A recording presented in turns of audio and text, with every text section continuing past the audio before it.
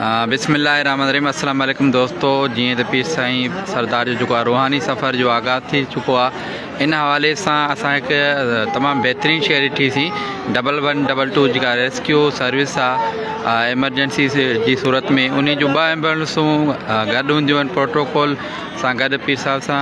ऐं उन खां अलावा जेका जिथे बि दावत थींदी आहे, उन दावत जे हवाले सां हिते जेके फस्ट एड ॾिनी वेंदी आहे। अचो त हिननि खां पुछूं त हू कहिड़ियूं कहिड़ियूं सहूलियतूं ॾेई रहनि। जीअं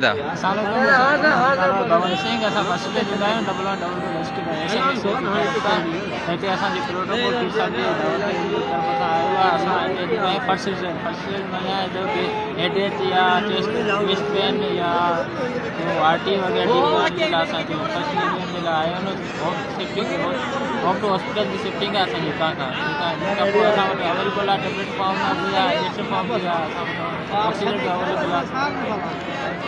तव्हांजो इहो सभिनी जेके पीर साहिब जो रूहानी सफ़र आहे दावतूं आहिनि, उन्हनि ते तव्हांजी सर्विस अवेलेबल आहे? जी अवेलेबल आहे। असांजी रूहानी सागर त असांजी आहे। अच्छा, त तव्हांखे हिन लाइ कीअं माना पंहिंजी तरफ़ां या कंहिं तव्हांखे स्पेशली असांजे इदारे जे तरफ़ां मथां परमिशन मिली आहे?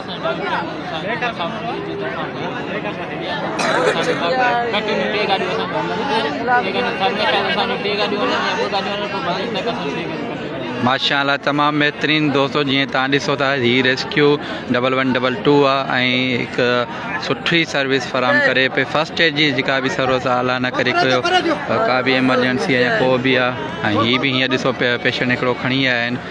सो अलहमदिल्ला हीअ बहितरीनु कमु आहे रेस्क्यू 1122 जे तरफ़ां।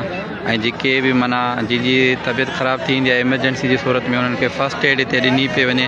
ऐं ख़ुदा न ख़ास्ता अलाह पनाह ॾे, अगरि कंहिंजी बि तबियत घणी जेका आहे ख़राबु थी वञे त पोइ उन खे जेको अॻिते अस्पताल जी तरफ़ बि रेफर कयो पियो वञे। हिन वक़्तु हिननि जूं 2 गाॾियूं जेके आहिनि उहे हिन काफ़िले में आहिनि। ऐं उन खां पोइ जेके आहिनि हिननि जो अॻिते बि जेको आहे इरादो आहे जेके बि पीर साहिब जन वरी स्पेशली लाड जेके लाड में चवंदा असांजूं 3 गाॾियूं हुते हूंदियूं। ऐं हिन वक़्तु बि हिकिड़ी एमरजेंसी में हिकिड़ी औरत शायदि को बेहोश थी वई आहे, उनखे खणी आहिनि जंहिंखे इहे फस्ट एड ट्रीटमेंट वग़ैरह ॾियनि पिया। जेकॾहिं उनजी तबियत घणी सीरियस या ख़राबु हूंदी त पोइ उनखे हीअ अॻिते खणी ईंदा। दोस्तों तव्हां ॾिसी सघो था त हीअ हिकिड़ी फ़क़ीराणी आहे, उनजी तबियत इंतिहाई ख़राबु आहे ऐं जंहिंखे हिते अॻिते खयो था वञनि। सो तमामु हिकु सुठी सहूलियत फ़राहम कई पई वञे।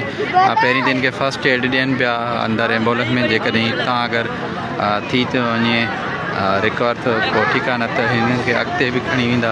ऐं सॼो बंदोबस्तु हिननि जो जेको थियलु आहे रेस्क्यू 1122 जो, ऐं हिकु बहितरीनु इंतज़ाम जेको कयो आहे।